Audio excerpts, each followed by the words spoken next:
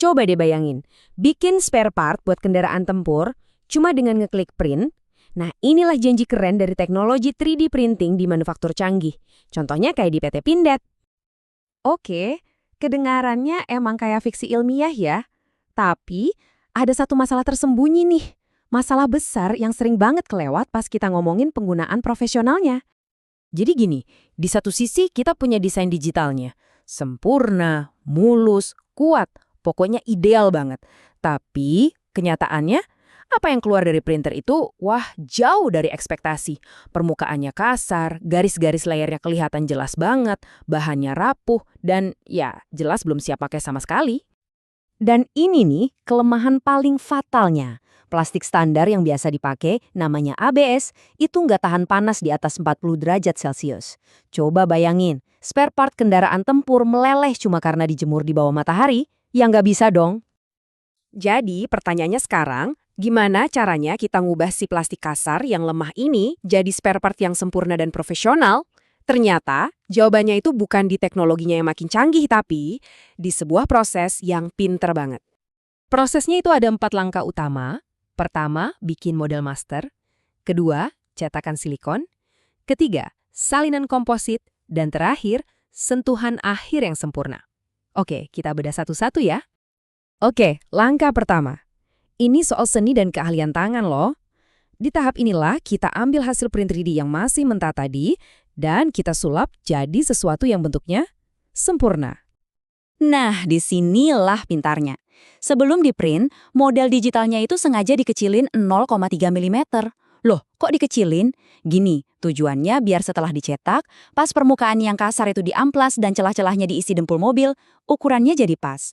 Proses ini ngasih ruang buat finishing, jadi hasilnya adalah model master yang bentuknya udah sempurna. Walaupun, ya, bahannya masih rapuh. Oke, bentuknya udah sempurna kan?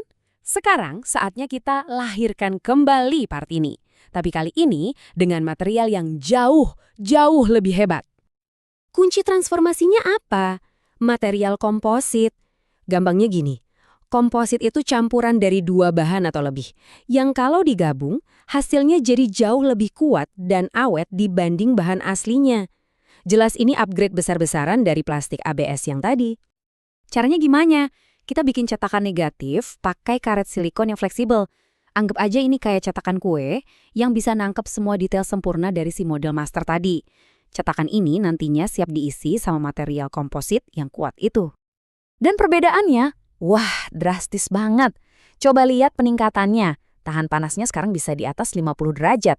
Permukaannya halus sempurna. Dan yang tadinya gampang patah, sekarang jadi kuat dan tangguh. Sekarang kita sampai di tahap terakhir, finishing. Di sini prototipenya nggak cuma harus kuat, tapi juga harus kelihatan persis, plek ketiplek sama produk aslinya. Prosesnya itu mirip kayak ngecat mobil profesional. Part kompositnya diamplas basah pakai amplas yang super halus. Terus dicat pakai cat mobil Duko yang awet banget. Dan ini dia sentuhan ahlinya, dikasih tekstur kulit jeruk biar kelihatannya persis kayak besi cor. Keren kan? Coba kita ingat lagi ya, awalnya kita mulai dari mana? Cuma dari sebongkah plastik kasar, garis-garisnya kelihatan, dan rasanya ringkih banget. Dan inilah hasilnya, transformasi total. Sebuah prototipe yang halus, kuat, dan kalau dilihat mata, nggak bisa dibedain sama komponen asli hasil produksi massal. Tapi, tunggu dulu, mungkin kamu sekarang mikir, loh, buat apa repot-repot begini kalau partnya aja nggak berfungsi? Nah, itu pertanyaan bagus banget. Dan jawabannya, itu justru kunci dari semuanya. Oke, mari kita bongkar misi sebenarnya dari si prototipe dummy ini. Jadi, part ini namanya suku cadang dummy. Artinya, ini model yang nggak berfungsi, tapi secara fisik, bentuk, dan ukurannya akurat banget. Gunanya buat apa?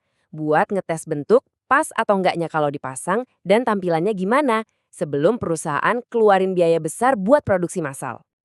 Jadi tugas si dummy ini apa aja ya? Pertama, buat ngasih gambaran gimana tampilan dan rasanya produk akhir nanti. Kedua, buat mastiin pas dipasang di kendaraan tempurnya itu presisi, nggak ada yang mentok atau kurang pas. Ketiga, bisa juga jadi model pajangan yang kuat buat pameran. Dan yang paling penting dari semuanya, Jelas buat hemat waktu dan uang karena kalau ada salah desain, ketawanya dari awal. Intinya part dummy ini tuh kayak jembatan krusial.